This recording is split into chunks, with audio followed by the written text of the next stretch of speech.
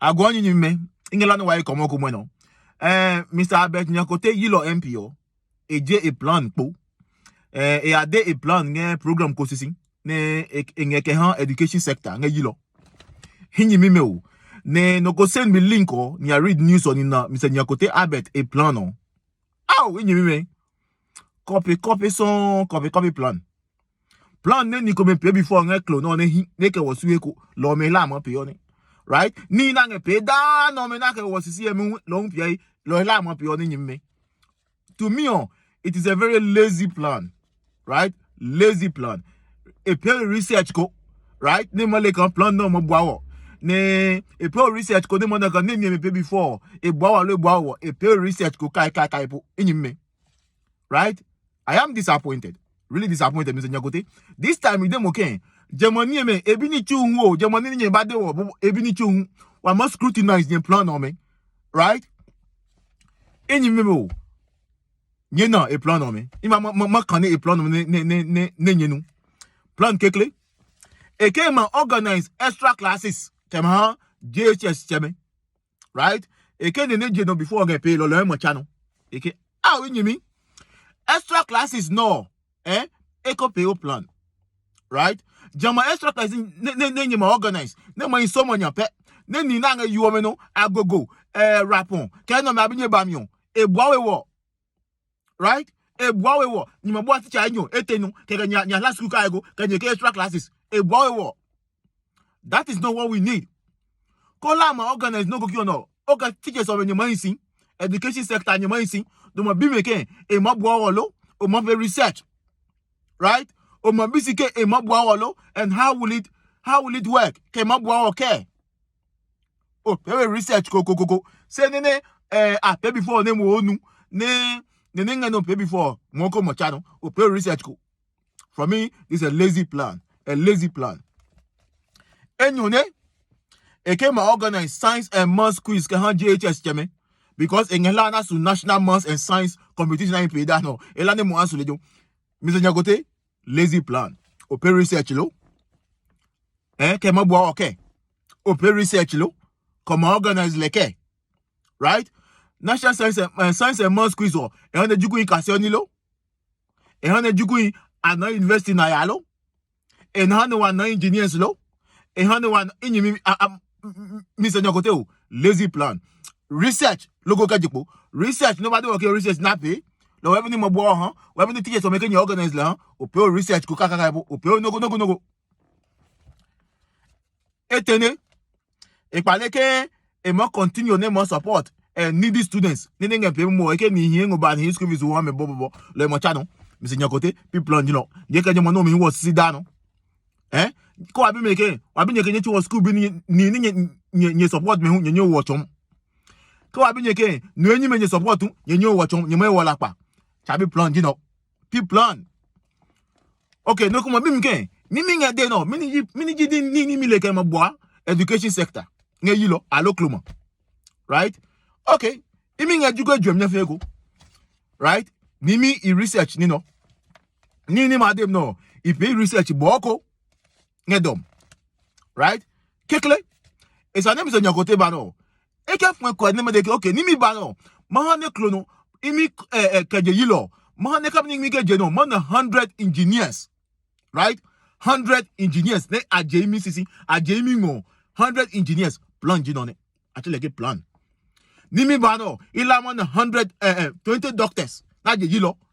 O plan jino ne.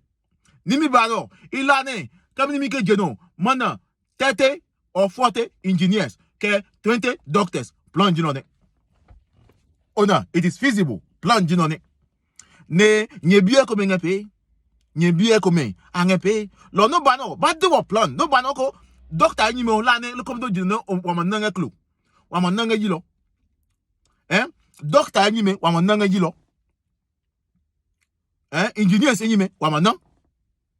Right? Computer software engineers enemy wamana plan jinone jalo se huno school o me funga klo abe computer labs, right?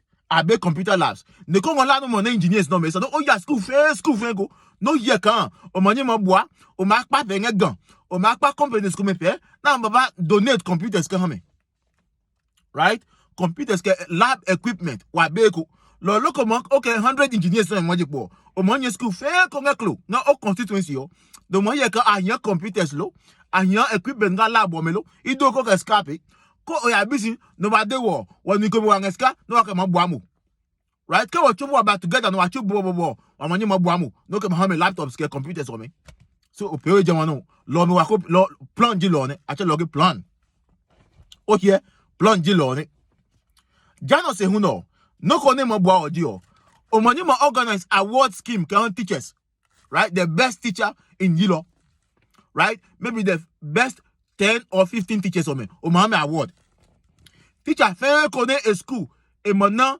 a lot of 6 right e mona more is near a subject o me o mahala award right teacher fair ko ne no ko fail we near a subject me o mahala award e ko me no o mahala teachers award right that's a plan e mahala teachers o me among no need to be serious right because no friend no go mandege manager my award plan ji no ne plan ka ke ji lo ne another plan ji right o manye maha right ke no fe no ko no fe no ko ne je Yilo ne ngani chu nwa ko nya ngani chu ko chu nga heko right o ma organize mentorship scheme right maybe 1 or twice in a month in few months or amaba na ma school from school to school na ma advise students o me right ama deme blood na magun na ka ma su hein blood na magun na ka ma na ni chumi blood na magun na ka ma pass interviews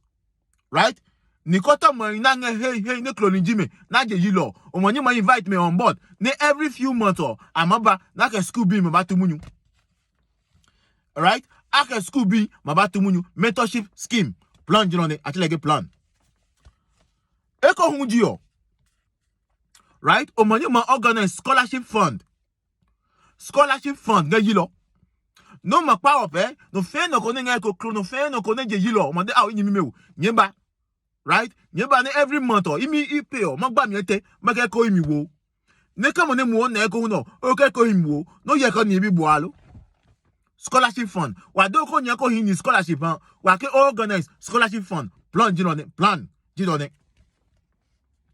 right plan ji no ne